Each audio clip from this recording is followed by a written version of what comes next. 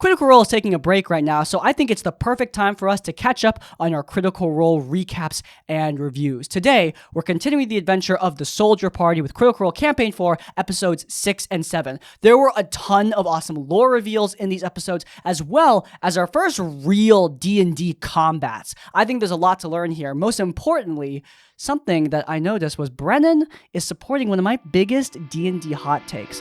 A hot take that many DMs are very afraid to embrace, but something that I think will make all games much, much better, and that is Brennan rolls in front of the players. Like, a lot. And I love that. I think more DMs need to do that, and I'm going to explain why. But first, let's recap and review today's episodes of Critical Role.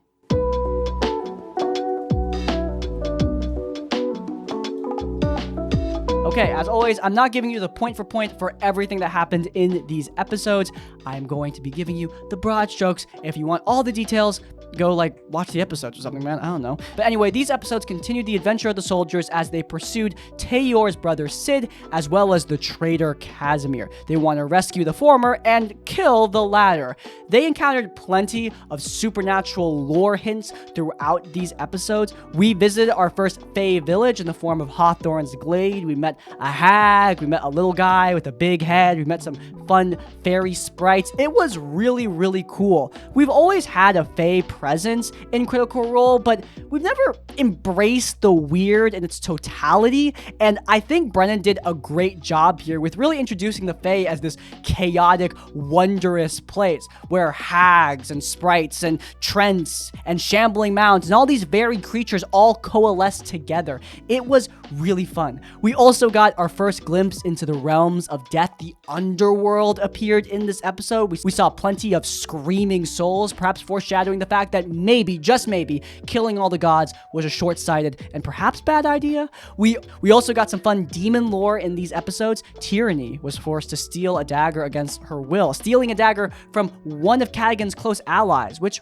really pissed off Cadigan. That was a fun little roleplay interaction. And of course, the biggest supernatural lore reveal was Wikander, who started to turn into actual celestial Jesus or something like that. It was definitely a sight to behold, a miraculous nat 20 from Sam Riegel, one of many in these episodes. The players were rolling like absolute gods throughout, especially during the combats. We've seen combats in these campaigns before, but especially with stuff like episode 4's Darkest Hour combat, those combats are kind of pre-planned. I'm not trying to say the game is scripted or anything, but it's clear Brennan knows what's going to happen. Like, for example, Octus dying in that combat was obviously something they planned in advance, which is fine. You gotta do what you gotta do for the show, but it's not like a pure D&D combat. This is a pure D&D combat, chaos and all, and I really enjoyed it. I really enjoyed the flow of these combats in particular. We are moving into the review stage, so I might as well talk about what I thought of these combats, and I thought they were good. In fact, I thought they flowed better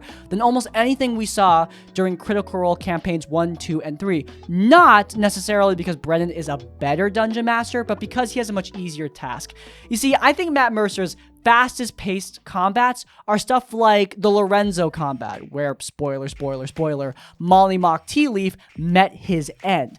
That combat flowed so fast because there were only 5 players.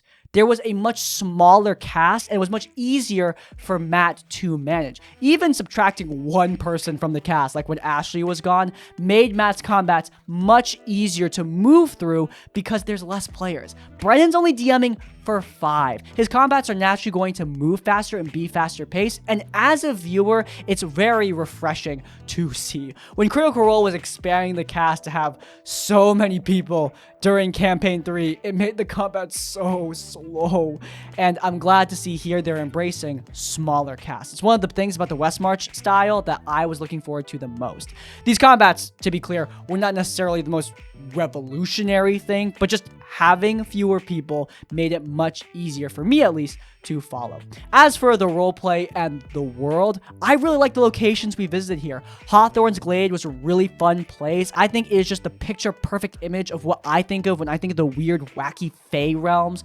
We also have the country of Timony, which is a much toned-down location. This is classic medieval kingdom with political intrigue and brutal warlords, and I love it. This party really reminds me of the journey of Dunk and Egg, if you've read those novellas from George R. R. Martin. They take place in the A Song of Ice and Fire universe. They're on Westeros, like all of his books. And I love those books because they are a very boots-on-the-ground adventure with two wacky characters and meeting a bunch of equally weird and wacky people. That's what the Soldier Party feels like, at least to me. And I love that. Even though there's a lot more supernatural elements with these characters, I love how we've been moving through these set pieces, and every single one's been fun. Brennan is really good at making NPCs so far, just as good as Matt was. And I'm really looking forward to seeing more of Timony and its inhabitants. I do have two criticisms. One, it felt like the players kind of missed a lot of Brennan's hints towards them, but frankly, as a dungeon master, I get it, bro. That happens all the time, not just with a Critical Role cast. The other big concern I have, and this is the bigger one, we are spending a lot of time with the Soldier Party. And I love that, because I love the Soldier Party, and I love the theme of this adventure. But you guys noticed during my tier list, I put a lot of the schemer characters in my C tier, in my B tier, because, yeah, they're definitely not my favorites. And that's okay. I might like them more during their own campaigns. In fact, I probably will like them more during their own campaigns. However, on the off chance I don't, it's going to really suck if we spend just as long with those players. Now, to be clear, I do expect Brennan should spend just as long with the other parties, because that's fair. It's going to suck having to wait a month and a half maybe to see characters that you actually like back on the screen. Like, I really miss Valus. I really miss Julian. Seeing those characters again would be great, but when we get those characters back, I'm gonna really miss Cadigan. I'm gonna really miss Tayor. I'm definitely gonna miss Wikander. It's the fear that I had with the West Marches formula, man, just waiting for characters that you like to come back. The best thing about Critical Role's original campaigns was that I could always come back to campaign 2 and see Jester again. Like, I always had a favorite. And here, there are definitely characters I don't vibe with as much. That is, however, a concern for the future. For now, I'm really having fun because the Soldier Party is awesome and I really love all of them. With that being said, let's move on to our lessons. Okay, first and foremost, I think everyone who wants to be a game master knows that you're going to need to roll with the unexpected. You are DMing for a multitude of living creatures, all with their own brains and their own desires, and they're going to do what they want. There's this framing that dungeon masters have that I find incredibly annoying. The idea that players go out of their way to, like, ruin your plans, which, sure, some players do that, and those players suck, but most players are just doing what they want to do with the game. I mean, they're living, thinking people, they have their own desires, they have their own characters, and they have their own fun, and you need to figure out a way to balance that, and sometimes it's going to mean rolling with things that are very unexpected. Brennan did this expertly during these two sessions in particular in a few examples. The first one being rolling with unexpected roleplay calls.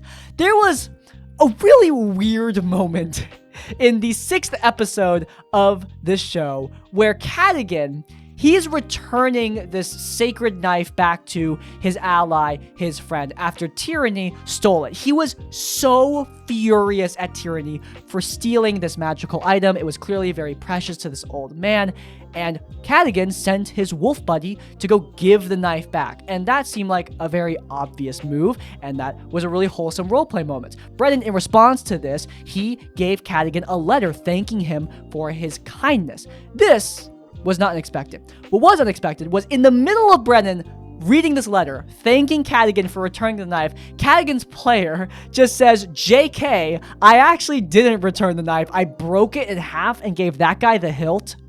Which, to be clear, I was playing Minecraft during that scene. I was building a house, having a good time. I paused because I thought I missed something. It was such a random moment in the middle of Brennan describing this letter that I thought I must have missed something. I went back, listened again, and nope. Cadigan broke that knife in half.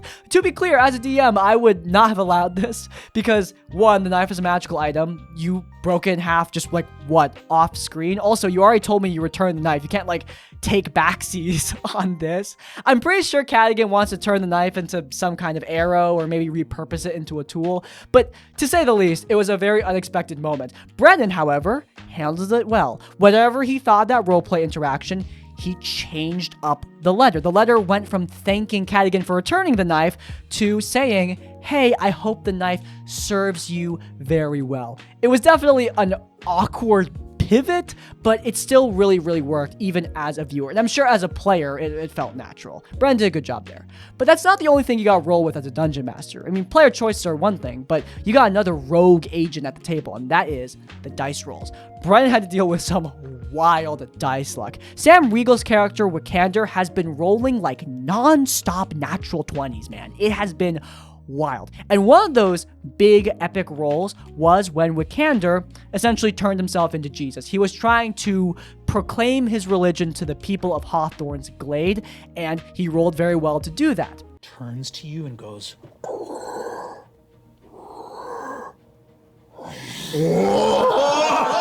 and that's where we're going to take our break.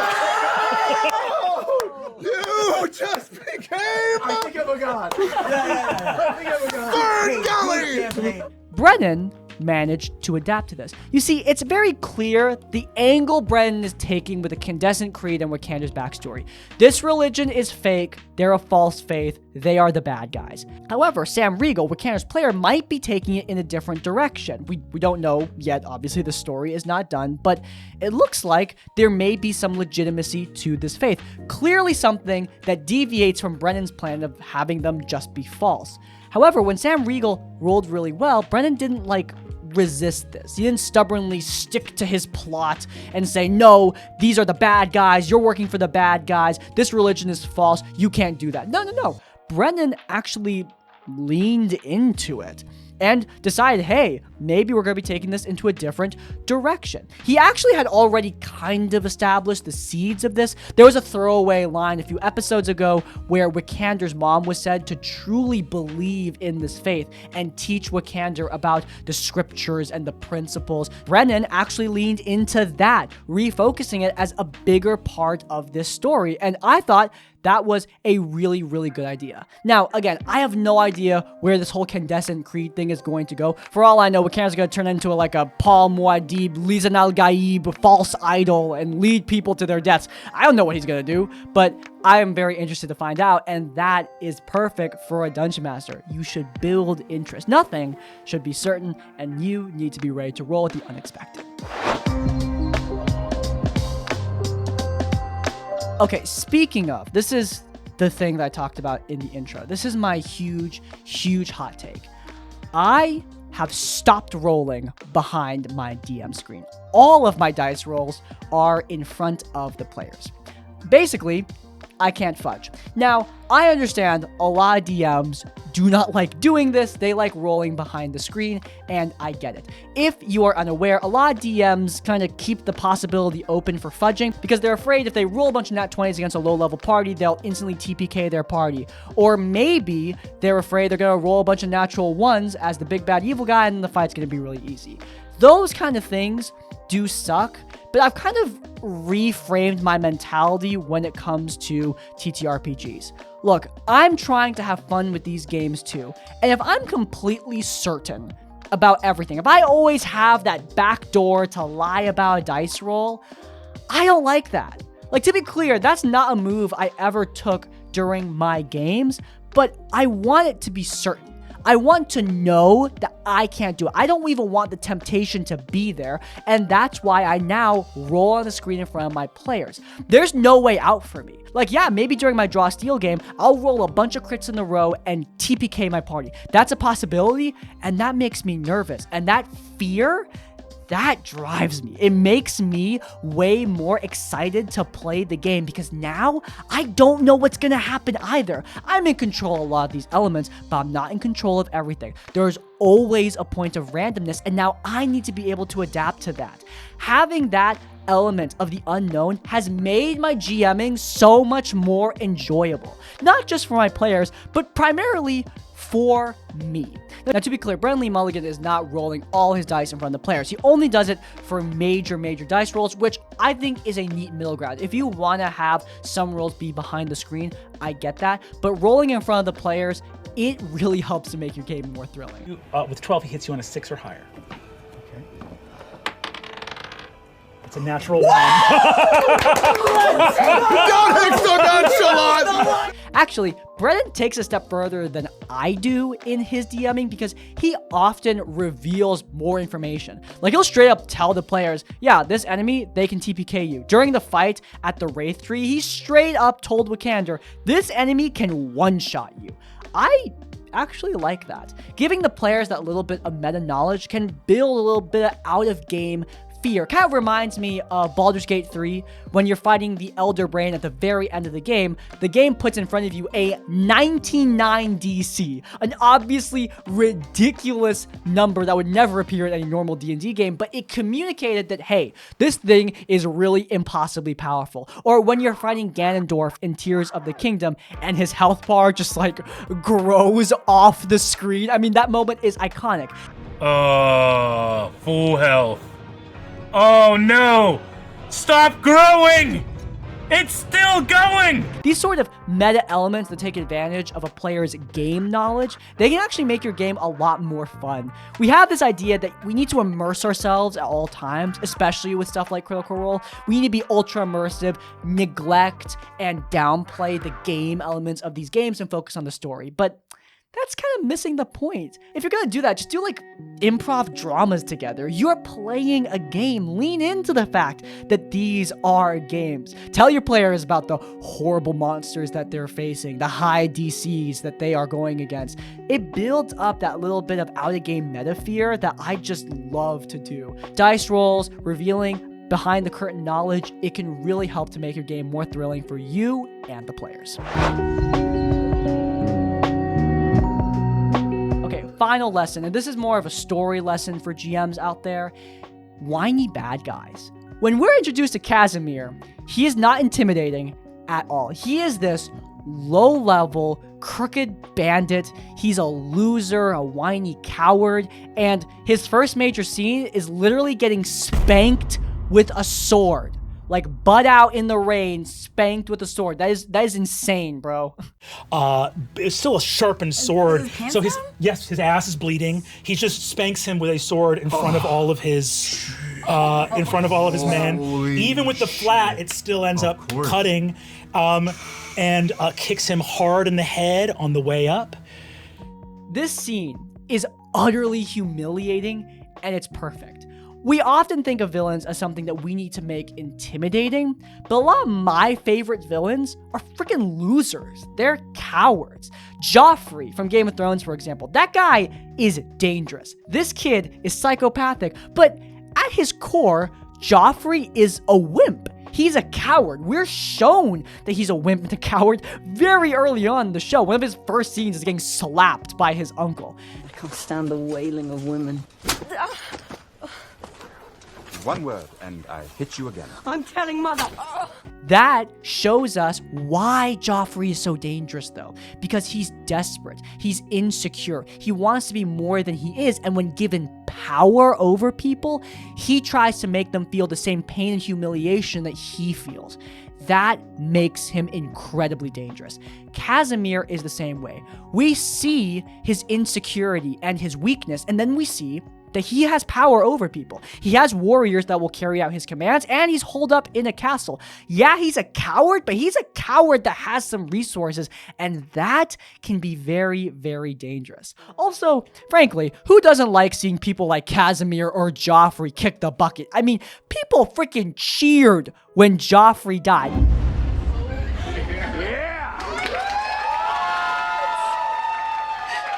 This is a child choking on poison, and you sick people were cheering. And guess what? I was right there with you, all right? It was great. Casimir, I'm sure, is going to be very, very similar. Also, the spanking scene actually helps to build up the threat of the real bad guys. He's spanked by a member of House Taconis. They are clearly being set up to be some form of big bad evil guy for this campaign, and showing how dismissive they are of this guy shows how powerful they are. Bow to your lord. He is worthy of your respect. He is your better as Casimir just sort of whimpers on the ground with a bleeding ass exposed to the rain. They diminish one bad guy and make him seem more psychotic and unhinged at the same time, while also elevating another bad guy for the future. Brilliant, brilliant play. I totally recommend that you embrace this kind of villainy. The intimidating Thanos-type villain, they're great. But someone like Joffrey is way easier to hate, and also might be more fun for you to play as DM. Just try it. See what comes. I hope you guys enjoyed. If you did, then you might enjoy this video where we analyze Robert from Dispatch, a Critical Role video game. He was an amazing main character, and I totally recommend you learn some lessons from him. It's linked up in the cards, but before you go, please do let me know if you were loyal to the tavern by leaving the comment rolling with honor to let me know at the end of the video. Also, leave a like on this one and subscribe to Crispy's Academy so you don't miss any more content when it comes out. And finally, if you want sports directly, you can head over to our Patreon or buy our merch. Remember, stuff like that is what makes these videos possible. In essence, like, comment, subscribe, support. We'll see you all next time. Farewell. Looking forward to seeing more of Timony and its inhabitants.